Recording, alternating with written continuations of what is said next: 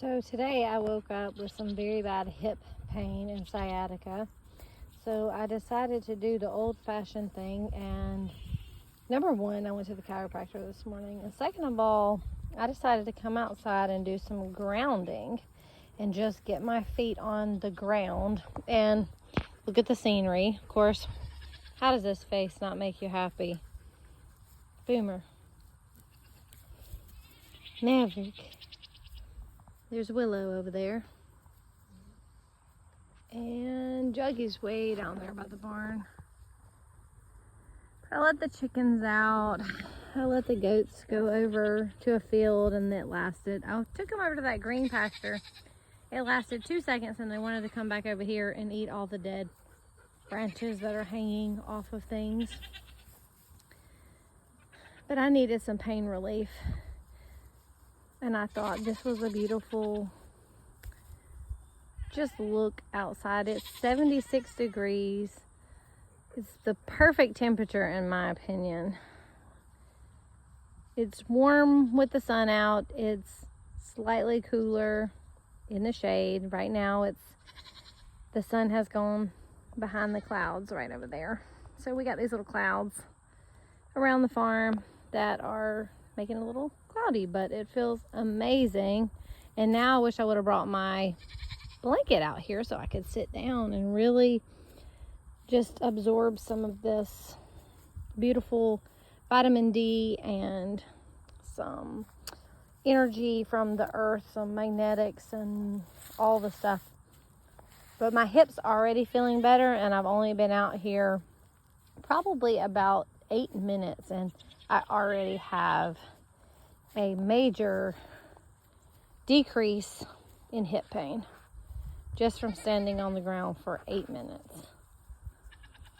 I'm going to look into getting some barefoot shoes that are the grounding type, not just the barefoot shoes, but the grounding type of barefoot shoes, and just see how that does. I'm sure it is a learning curve, especially when you have narrow feet. Like, I have really skinny feet.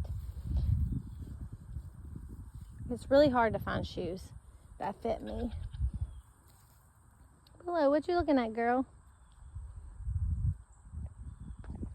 Very hard to find shoes that fit. So that makes it difficult.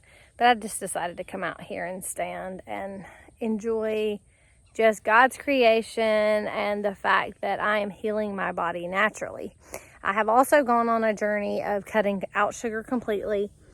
And then I'm also doing non-processed foods, which is extremely hard when it comes to snack 30.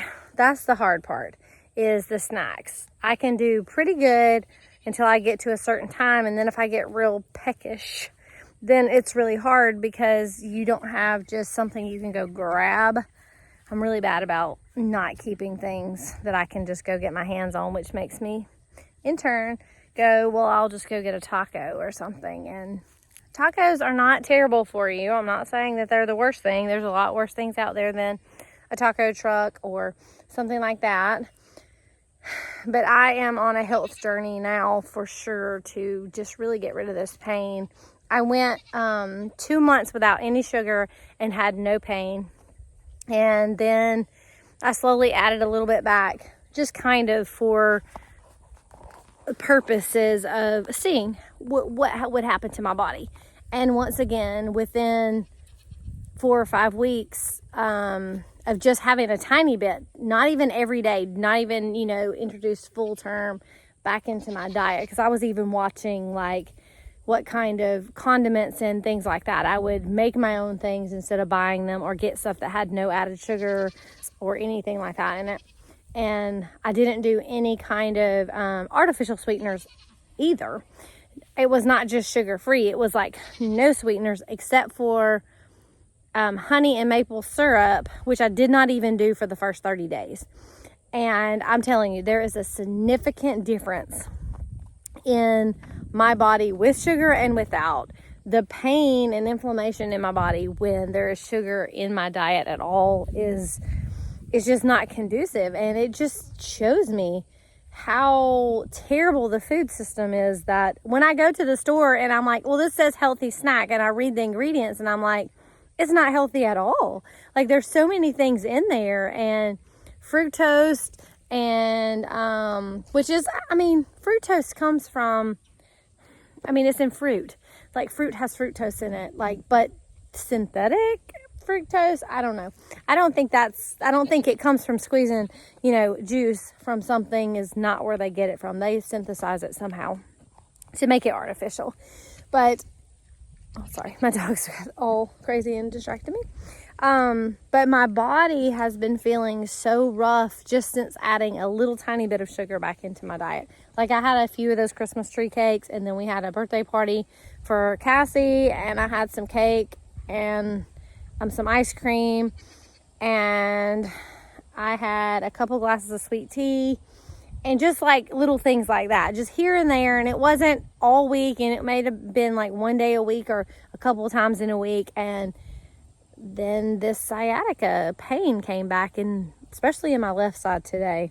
So I went to the chiropractor, and then now I'm out here walking around barefoot in the yard, just trying to get some healing in my body. It'd probably be good if I could sleep on the ground outside for a whole night or something, just to really ground my body. But I am very much going to look into those shoes. If you have any ideas, or if you know of some really good grounding shoes that you have tried and they're awesome or something, please let me know, because I have no idea what to look for, and they're kind of expensive, and so that makes me hesitant, just because my foot is so picky about the shoes that I put on it.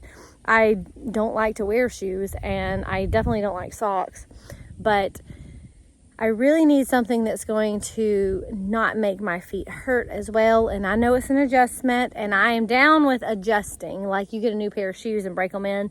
Like, I'm down with adjusting to it. But I would love to have something that when I'm out walking around the farm all day, I'm constantly grounding, instead of just having to take my shoes off from time to time. Because in the summertime, we have this spur grass stuff in our yard that is terrible, and you cannot go barefoot. You can barely wear flip-flops out there because it kicks it back up into your shoe, and there's like these little daggers on it. I don't know if any of y'all know what spur grass is, but it's like little sticker bushes that are all in the grass. And the dogs get them in their feet, and I have to pull them out from time to time. And there's really no way to get rid of them, because I have dug up, this much, like a good 3 inches probably of an entire area, dug it down 3 inches, all of the grass out of the entire place, put down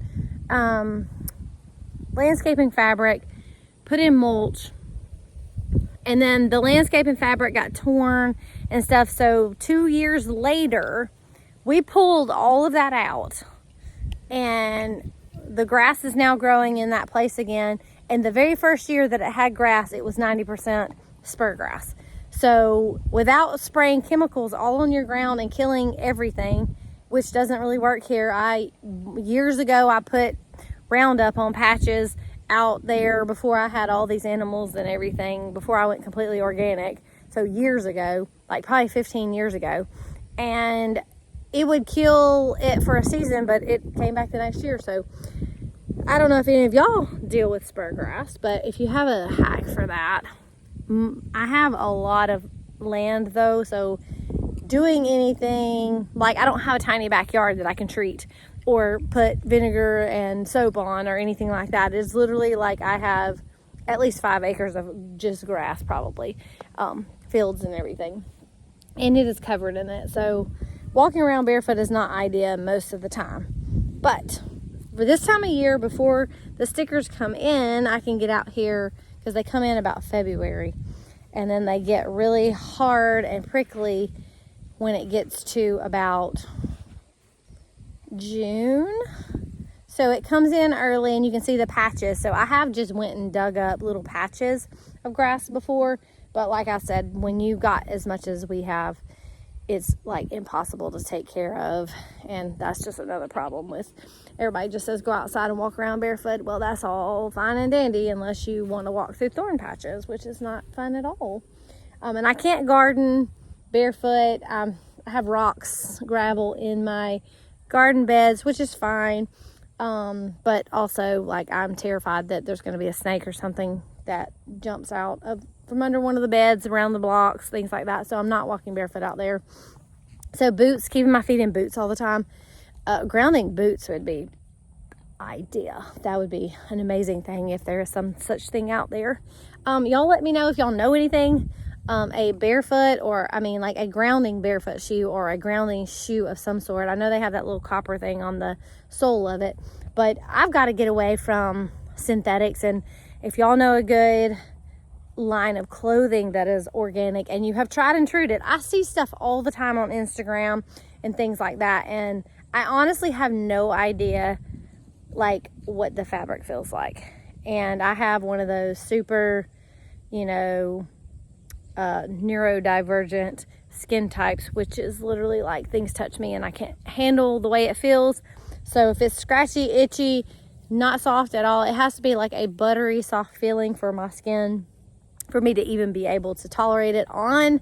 So if you've tried any of those organic bamboo workout pants or anything like that, I know linen is good and cotton is good. Linen sometimes makes me my skin get itchy. I don't know, it's not the softest in the world. But if you have any ideas on organic clothing, and some of those barefoot grounding shoes, or just grounding shoes, they don't have to be a wide toe or anything like that, just something, let me know in the comments. Please comment if you have any ideas on any of these things and you'd like to pitch in some information, or you can leave links. I think you can leave links. I don't know if you can leave links down there, but possibly leave a link. I will let you if it's available to do it. If not, email me some links or comment with your email address and I will try to reach out to you if you have something, or just put it down there, whatever. And yeah, well, that's today, and this is what we're doing. And my hip, even after this extra little 9 minutes of grounding, is already feeling even better. So I'm going to stay out here probably about an hour if possible and just watch the chickens walk around and play with the dogs for a little while my hip is getting energized again. And God bless, and I will talk to you guys soon.